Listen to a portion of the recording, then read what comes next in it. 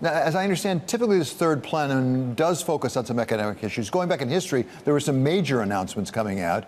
This one's been delayed a year. Do we know why it was delayed? Well, I think it was delayed because President Xi, was focused on other events. And there may be more in the background that we don't know. One of the interesting things about the third plenum is that it allows for a bit of horse trading. Economic reforms, as China needs to undertake, create some winners and losers. And so the plenum allows a chance for multiple issues to be put on the table at the same time, so that maybe I lose on some ways, I win in others. So it allows some political bargaining to happen that may allow us to see some real progress. Mary, let me put you in President Xi's chair right now. As he looks at his economy, what do you think his top priorities are? We have the property issues you described, local government, you've got youth unemployment, which is an issue, you've got deflation in a lot of places. What do you think are the big priorities for him? Well, we've written recently about what we think of as China's stuck transition. So China is transitioning from its old growth model to a new growth model that we're really is just being born.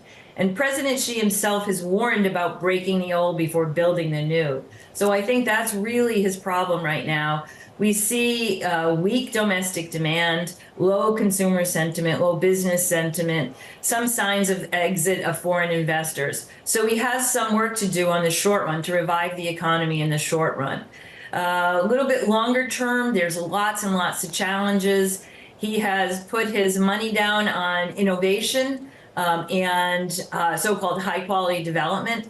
This encompasses reforms to very broad sectors of the economy, but nevertheless, these things are things that need to be done, and the changes need to be made now.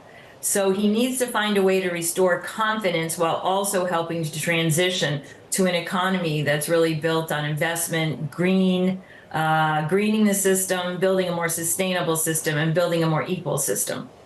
Mary, tell us about the relationship between the Chinese economy and the economies of the rest of the world. In particular, let's start with the United States in particular. There's a lot of talk about a so-called second China shock, a lot of concern about subsidies of businesses over there with exports to the United States. I could start with EVs, electric vehicles. By the way, Europe's concerned about that as well. How big an issue is that for China?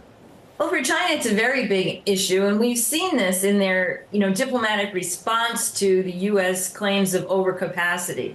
They have consistently said that the world needs their green energy products.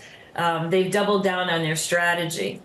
It's not unusual in China for there to be lots of sort of rampant growth, particularly because a lot of industrial policy is uncoordinated. It's done through the provinces. And then there's a period of rationalization, and we're seeing some of that right now, as some firms are surely going to exit because of weak earnings or even losses that overwhelm their ability to stay in business.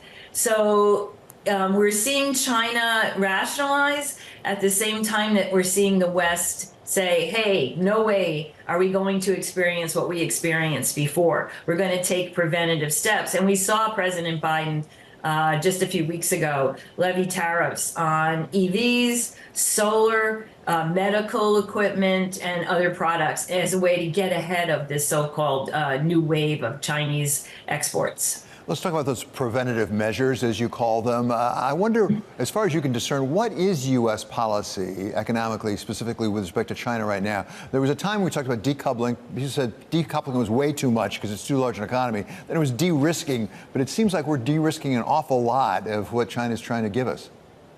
Yeah, I mean, every step we take seems to be more toward decoupling really than de-risking. And the reason I say that is because de-risking would have a specific targets. When President Biden puts tariffs on medical supplies coming out of China, in some sense, that's a bit de-risking, because we saw during the pandemic that we were over-reliant on China for personal protective equipment and other medical supplies. So that would be a form of de-risking. But we see so many different approaches to moving away from China. Not only the retention of the trade war tariffs, which had a very large effect on moving activity away from China, but to the new tariffs, to the export controls, which have been, very effective in limiting exports of semiconductors and semiconductor manufacturing equipment and supplies to China, to the listing of sanctions on a growing number of Chinese firms. So these are just some of the ways that U.S. has basically signaled its desire to de-integrate with China. Mary, we have an election going on here in the United States, as you know, coming up in November. And of course, President Trump, when he was president, really took a very strong stance on China. It's not at all clear that President Biden backed off that for all the reasons you just described. In some ways, he even went further with it. How much of a difference do you think it makes in U.S.-China relations which man is the next president of the United States? I think it makes a profound difference. President Biden has been more effective, I think, in terms of hitting China in ways that matter for U.S. security, in particular the export controls. And the key to the success of the export controls has been coordination with other nations, in particular Japan and Europe, who hold key parts of the semiconductor supply chain. Without that coordination, the export controls would not be effective. President Trump is promising 10% tariffs across the board on all nations, a so-called flat 60 on China. This is a clear signal to the other nations that the U.S. is in it for itself, so-called America First. And I think it would really undermine a lot of the policies that we're taking to push back on Chinese policies that we think are unfair, but also to diversify the global economy. So I think it is a vitally important election for U.S.-China relations.